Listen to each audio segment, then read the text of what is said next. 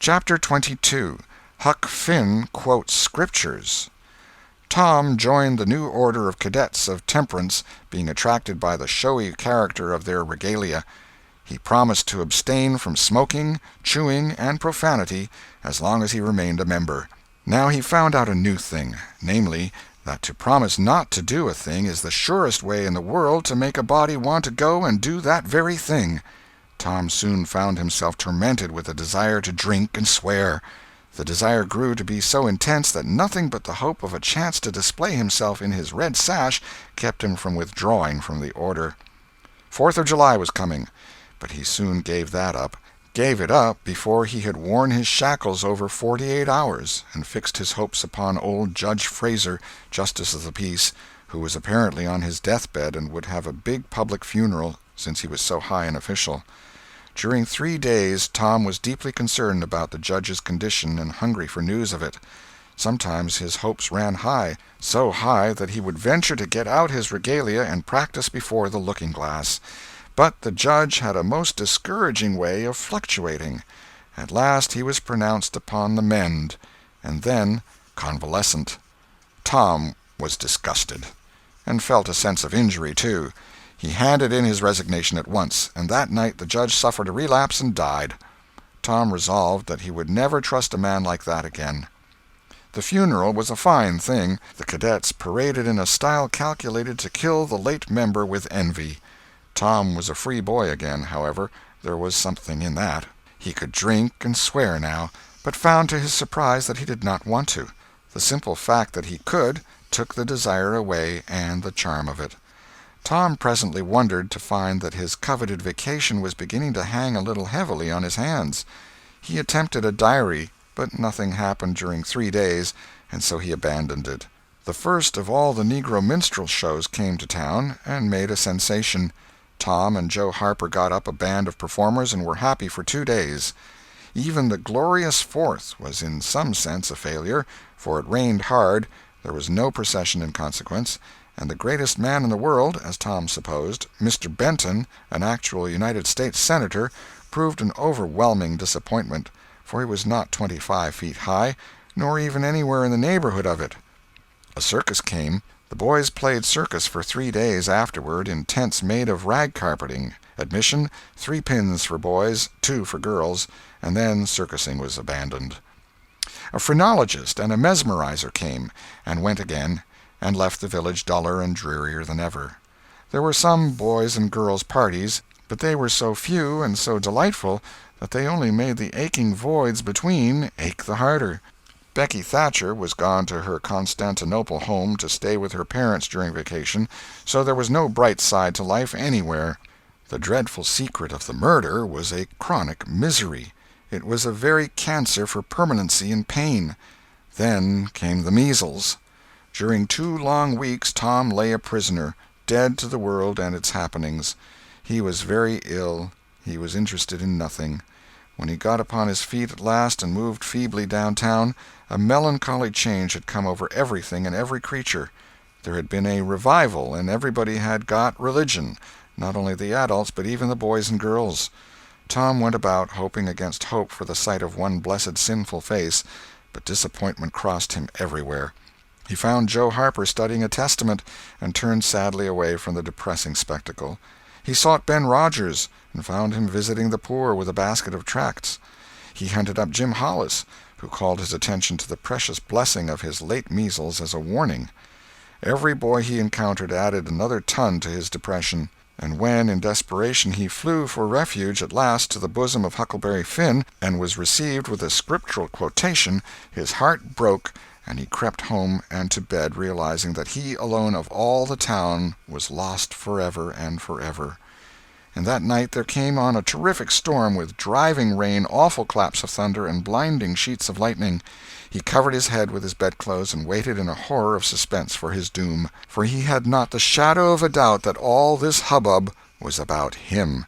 He believed he had taxed the forbearance of the powers above to the extremity of endurance, and that this was the result. It might have seemed to him a waste of pomp and ammunition to kill a bug with a battery of artillery, but there seemed nothing incongruous about the getting up such an expensive thunderstorm as this to knock the turf from under an insect like himself. By and by the tempest spent itself and died without accomplishing its object. The boy's first impulse was to be grateful and reform. His second was to wait, for there might not be any more storms. The next day the doctors were back. Tom had relapsed. The 3 weeks he spent on his back this time seemed an entire age. When he got abroad at last, he was hardly grateful that he had been spared, remembering how lonely was his estate, how companionless and forlorn he was.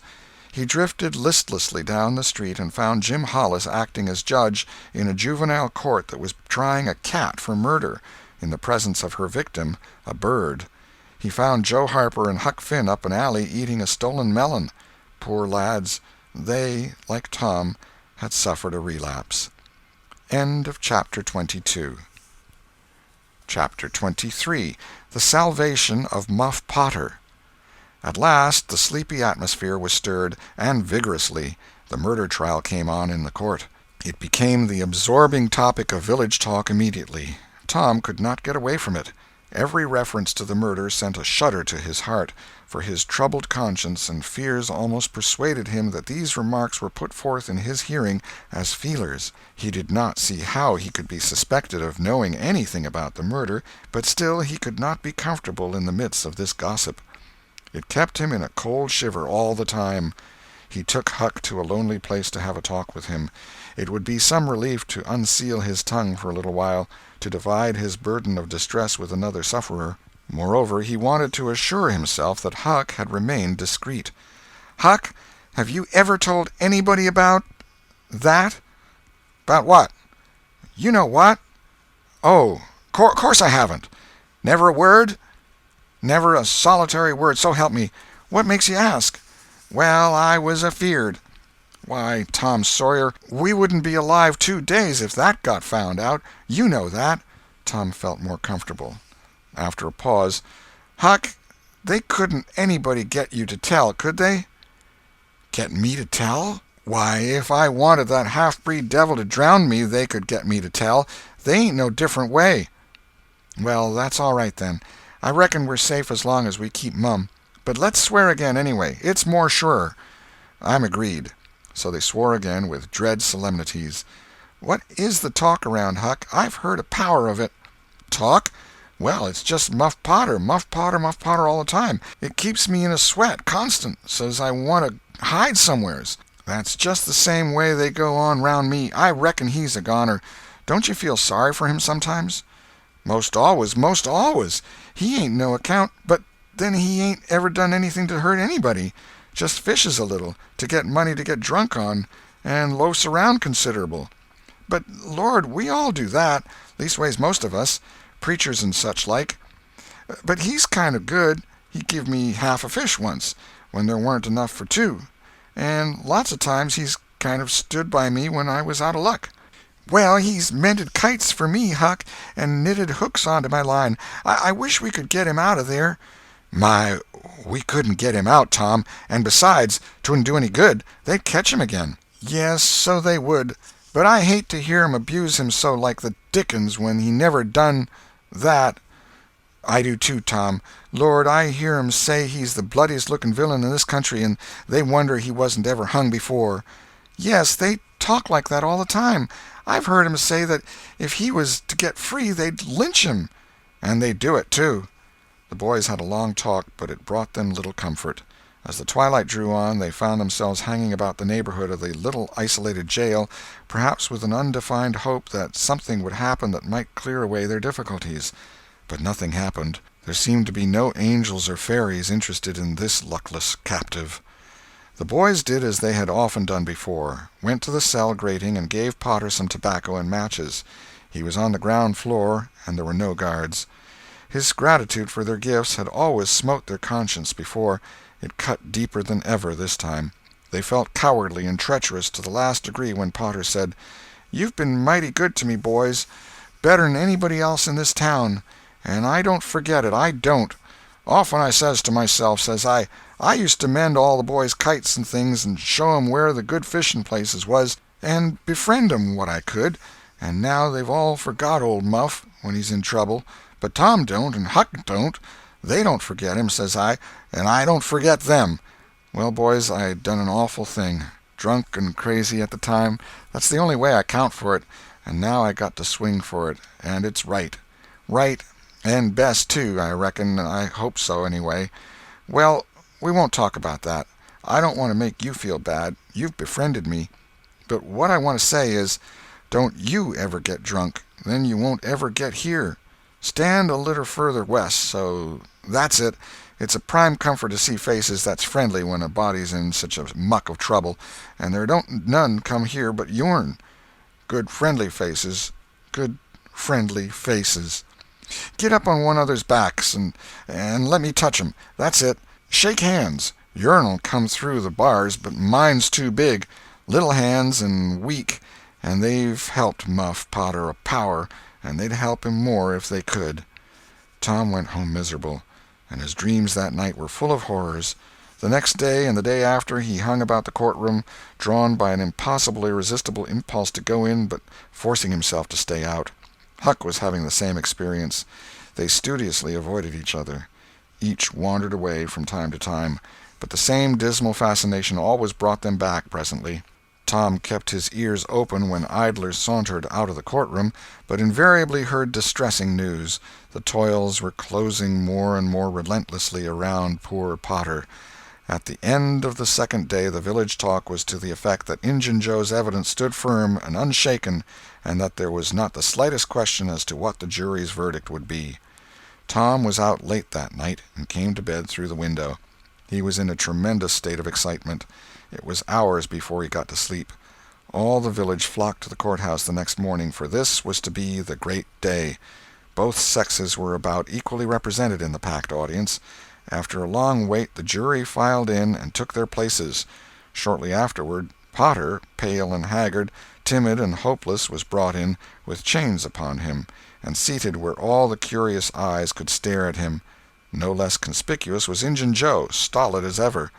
There was another pause, and then the judge arrived and the sheriff proclaimed the opening of the court. The usual whisperings among the lawyers and gathering together of papers followed. These details and accompanying delays worked up an atmosphere of preparation that was as impressive as it was fascinating.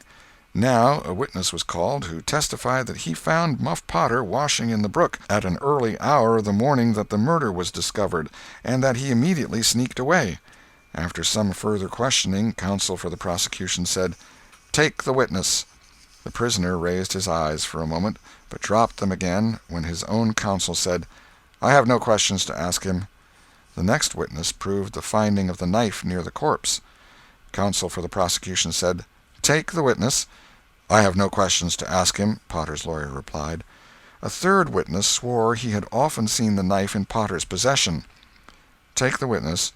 Counsel for Potter declined to question him. The faces of the audience began to betray annoyance. Did this attorney mean to throw away his client's life without an effort? Several witnesses deposed concerning Potter's guilty behavior when brought to the scene of the murder. They were allowed to leave the stand without being cross-questioned.